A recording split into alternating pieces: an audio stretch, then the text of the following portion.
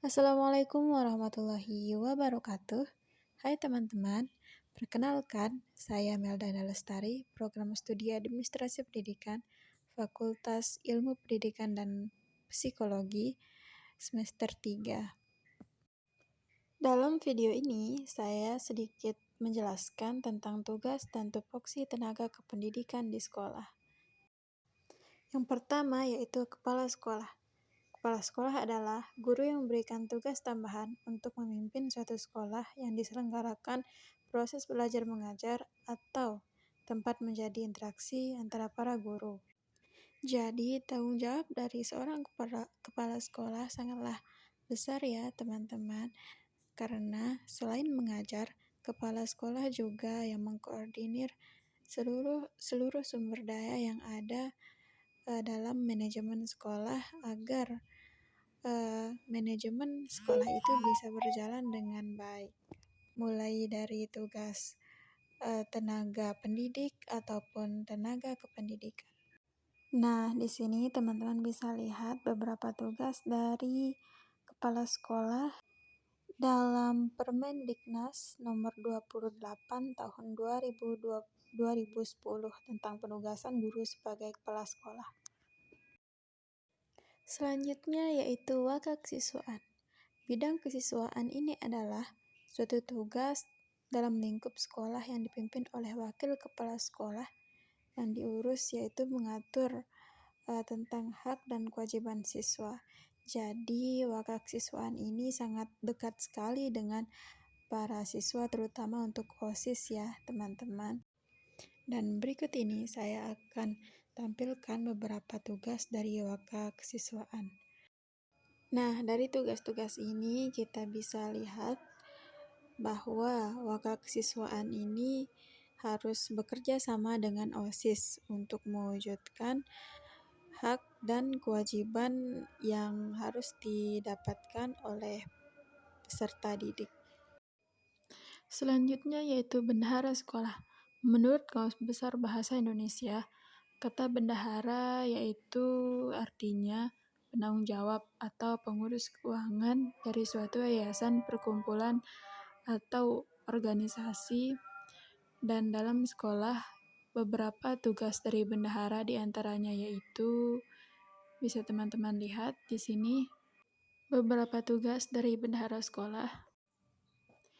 Jadi, tugas dari bendahara sekolah adalah mengelola keuangan sekolah, bagaimana agar hak antara para siswa, hak untuk sekolah, ataupun hak untuk tenaga pendidik ataupun kependidikan bisa terpenuhi. Selanjutnya yaitu wakakurikulum. Wakakurikulum di sini yaitu wakil kepala sekolah dalam urusan kurikulum yang mempunyai tugas untuk mengumpulkan dan menyimpan dokumen kurikulum nasional dan kurikulum ciri khusus. Di sini yang dimaksud kurikulum nasional adalah seperti kurikulum yang berlaku untuk seluruh sekolah di Indonesia, dan kurikulum ciri khusus yaitu kurikulum yang memang dikhususkan untuk lembaga sekolah tersebut. Berikut beberapa tugas dari wakakurikulum. Nah, dari sini kita bisa lihat teman-teman sekalian, tugas dari wakakurikulum sangat berperan besar dalam perencanaan pendidikan dalam lembaga sekolah. Karena di sini tugas dari wakakurikulum termasuk dengan perencanaan bagaimana agar sistem dan proses pembelajaran dalam sekolah dapat berjalan dengan efektif dan efisien. Dan selanjutnya yaitu tenaga konselor. Tenaga konselor dalam dunia pendidikan adalah seorang yang bertugas yang bertanggung jawab memberikan layanan bimbingan dan konseling kepada peserta didik dalam satuan pendidikan. Nah, selanjutnya ini adalah tugas-tugas dari tenaga konselor dalam satuan pendidikan. Nah, di sini seringkali kita menyebut tenaga konselor adalah guru BK atau guru BP. Nah, di sini teman-teman sekalian seringkali kita salah mengartikan atau salah memerankan dari guru BK adalah guru yang paling galak dalam sekolah dan guru yang sangat ditakuti oleh siswa-siswi di sekolah jika masuk ke dalam ruangan BK. Padahal guru BK ini adalah guru yang seharusnya bisa memahami siswa dan siswi baik itu secara psikis ataupun psikologi, yang memang seharusnya berperan penting untuk lebih dekat kepada siswa-siswi secara emosional, agar kita tahu apa yang sedang dihadapi oleh siswa tersebut, baik itu permasalahan yang di luar sekolah ataupun permasalahan dalam sekolah. Selanjutnya yaitu humas atau hubungan masyarakat. Humas dalam lembaga pendidikan adalah kegiatan komunikasi dalam sebuah lembaga yang berlangsung dua arah secara timbal balik yang dilakukan oleh guru dengan masyarakat. Jadi peran humas sangatlah penting ya teman-teman sekalian, karena visi misi dari humas adalah yaitu membangun citra yang baik antara sekolah kepada masyarakat.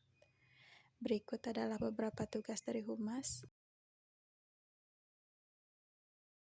Kita lanjut ke tenaga surprise. Sebelumnya, kita harus bisa membedakan apa itu sarana dan apa itu prasarana. Sarana yaitu peralatan atau benda yang bisa dipindahkan seperti meja, bangku, kursi, papan tulis. Sedangkan prasarana adalah peralatan sekolah yang tidak bisa dipindahkan seperti ruang kelas, taman, ataupun bangunan-bangunan di sekolah. Nah, disinilah tugas dan peran pentingnya tenaga surprise untuk mengelola sumber daya yang ada dalam sekolah agar bisa digunakan secara efektif dan efisien. Berikut adalah beberapa tugas dari tenaga surprise, yaitu di sini teman-teman bisa lihat pada poin 4, melakukan pengendalian APBS dalam bidang sarana dan prasarana. APBS itu adalah anggaran pendapatan dan biaya sekolah. Jadi di sini tenaga sarana dan prasarana itu adalah salah satunya harus bisa mendata apa saja sih yang harus dibeli dalam sekolah itu, ataupun apa saja sih yang sudah dibeli dalam sekolah itu dalam segi anggarannya begitu. Baik, kita lanjut ke yang terakhir yaitu tenaga tata usaha atau sering kita dengar yaitu TU. Tata usaha sekolah adalah bagian dari unit pelaksanaan teknis penyelenggaraan sistem administrasi dan informasi pendidikan di sekolah. Jadi di sini teman-teman sekalian, penting sekali peran dari TU karena sebagai basis pelayanan dan bahan pengambilan keputusan dalam sekolah. Karena data-data penting dalam sekolah sekalipun itu dikelola oleh bagian tata usaha di dalam sekolah. Berikut adalah beberapa tugas dari TU saya tampilkan. Nah, di sini kita bisa lihat ya teman-teman sekalian, tugasnya cukup kompleks sekali terkait dengan data mendata. Nah, itulah beberapa tenaga kependidikan beserta dengan tugasnya yang dapat saya sampaikan dalam video ini. Cukup sekian dari saya. Mohon maaf atas kekurangannya. Saya pamit undur diri. Wassalamualaikum warahmatullahi wabarakatuh.